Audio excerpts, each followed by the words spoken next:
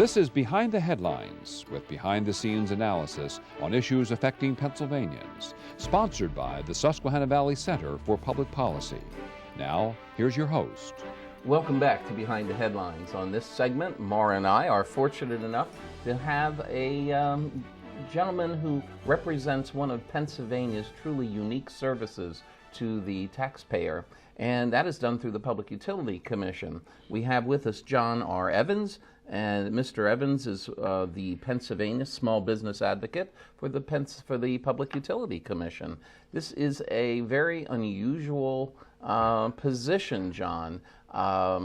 Perhaps maybe even before we talk about that, let's talk a little bit about you. What's your background that prepared you for this position? Where do you come from, and you have some interesting careers before this position. Well, thank you, Charlie and Maura, for having me on the show first, and I'm very happy to be here today to talk a little bit about OSBA's operations. But as far as I'm concerned, I do have an interesting background. I've had several different careers. Started in TV news at the ABC affiliate in Erie, Pennsylvania, and was able to be a sports anchor and later on become a news reporter over the last over 20-year period from 1980 to 2000. Are there sports teams in Erie? There's sports teams. There's lots of sports teams in Erie. Okay. Yeah, and we're located right between Cleveland, Buffalo, and Pittsburgh. Okay. So there's something called the Monsters up there. Yeah, I really enjoyed that part of my life, but transitioned in 2000 to the world of politics and ran for the House of Representatives for an open seat that was available at that time in the 5th District. Successfully became a state representative and served 6 terms in the Pennsylvania legislature before retiring in 2012. I was appointed then to this position in 2012, and I've been there now going on 4 years at OSBA. And I think that being a legislator, you have lots of interactions with small business people throughout your legislative district and understand some of the needs and struggles that they face.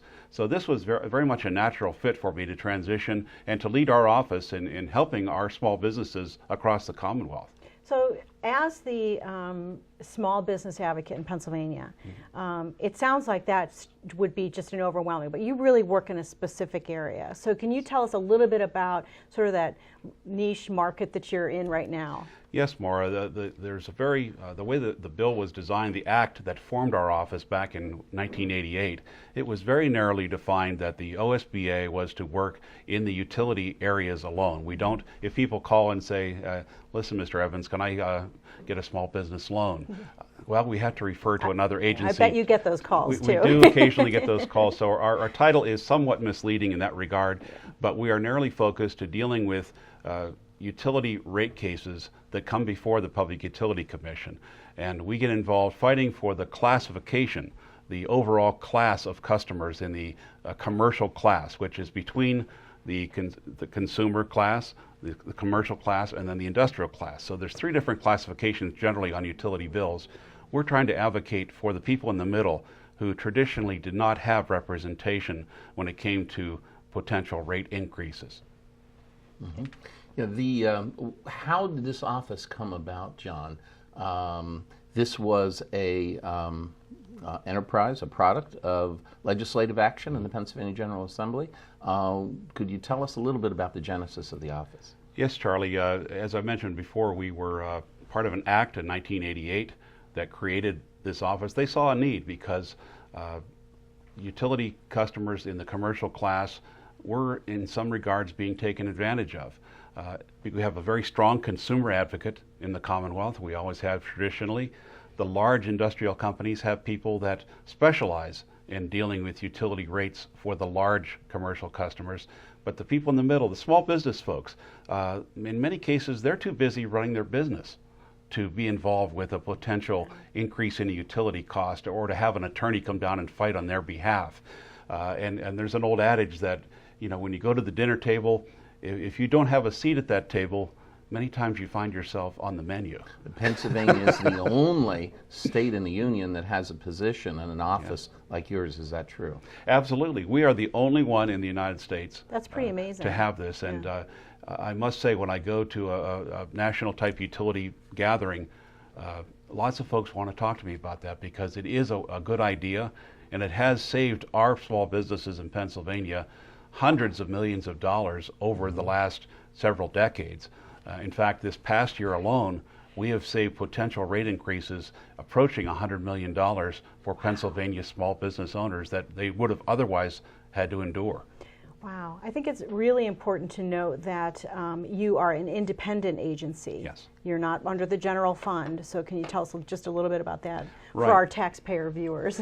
Yes, we are an independent agency, and there are no taxpayer dollars used to fund our operations. We don't have to take directions from any political entity whatsoever. We operate on our own. Yeah. We decide which cases we're going to get involved with. We're currently involved in about 50 litigation cases. I have a staff of 4 attorneys who work very diligently. In fact, I could even venture to say they're overworked because there's so much activity. We have to decide which of the major cases we get involved with. How do you do that? I imagine you get a lot of requests for assistance. How do you make that determination of who you're going to help and who you're going to have to, I don't want to say reject, but Right. send packing? Well, how do you do that? we try to look out first and foremost for the entire rate class. So something that affects everybody statewide. The big rate cases, 9 times out of 10, we're involved at some level in protecting our rate class. But we do look at other areas. In fact, if a small water company has an increase, we saw one come about last year where a small municipal company was asking for an increase of 300% for the small business class. That was a case that stood out to us as something that was highly unusual, and we got involved and successfully fought that and came to a negotiation where there was a small increase, but nothing in the neighborhood of 300%. Can you initiate on your own? Is that a case where you did that, or do you have to wait till someone comes to you to ask for assistance?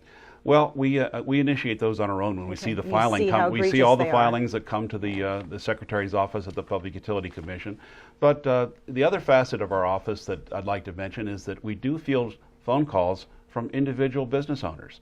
If you feel that you are being taken advantage of, if you feel that there's a billing dispute, that perhaps you've been billed in error and you don't feel that you're responsible for a certain bill, or if there's another type of issue that you're having in getting in touch with the utility, please give us a call, because we are fielding calls daily from small business people. We can't be necessarily always your attorney, your personal attorney, but we can make calls on your behalf to try to remedy some of these issues, and we've been highly successful in doing that as well. That's great. I don't mean to put you on the spot. Do you know what the telephone number is? Well, the best thing to do is to check our website. I would suggest at www.osba.pa.gov. Could you repeat that? It's osba.pa.gov. And that could lead you to our contact numbers. You can send us an email right away, and it's very user-friendly. We've redesigned. Teresa Wagner, our administrator in the office, has done a wonderful job the past year in redesigning this website and making it more user-friendly. Oh, that's great. And so we do get lots of hits on that as well. And part of my job is to go out in different parts of the state and talk about OSBA, let people know that we're here and that we're here to help. So part of it's education. I've been meeting with groups throughout the state with NFIB this week. Last week I was at a group with a number of churches in the Philadelphia area who are concerned about some potential rate hikes that they're going to be facing. So we do a lot of education and outreach to help those small business folks wherever they are across Pennsylvania. Well, I think it's interesting to note, too, that you don't necessarily operate in a vacuum, that you do work directly with the PUC to try to make sure that when they're coming out with policy issues or policy statements, that it's your small businesses are taken into consideration. Isn't that correct? Absolutely. Yeah. We've worked in concert with the PUC to help redesign the PAPowerswitch.com that people can use for choice, for shopping for electricity, and now in some cases gas. We're helping our small businesses to understand what the different companies are offering, whether it be a fixed rate or a variable rate product. That's very important to understand what you're signing the contract for when you deal with utilities. But there are ways, if there's an educated consumer out there at any level using the shopping methods, you can save money. But you need to be aware that when the contracts run out, you need to take another look at it. So we're doing that educational outreach as well with small business folks. Hey, if you can save several $1,000s a month on your bills, that might be hiring a new person. Exactly. That could really help your bottom line. But last year, with 4 attorneys, you were able to save small businesses in Pennsylvania over $100 million. Yes. Over the last 3 years, I understand, with this small staff actually, you were able to save small businesses in Pennsylvania. Is it right, John, about $222.5 million? Yes, that's an accurate figure, and we have that verified, and we're very proud of that statistic. You should be. Because many of our neighboring states do not have that type of a record. You know, our legislators, I think, were wise in the late 80s when they saw a need in Pennsylvania for protection of that class of customers. And over the years, we've seen it bear fruit. We've seen the fact that the rate increases that do come down the line are either modified or they're more equally shared amongst the other groups, that our small business folks are not the ones who are being stuck with the large tab. Okay. That's great. And we'll put your website address up on our screen. Fantastic. For our viewers so they can facilitate getting a hold of you then. We want to thank you very much for coming to join Maura and me today. Thank you. It's been my pleasure. Thank you. And we'll be with you again next week for another edition of Behind the Headlines. Tune in then. We'll be waiting for you.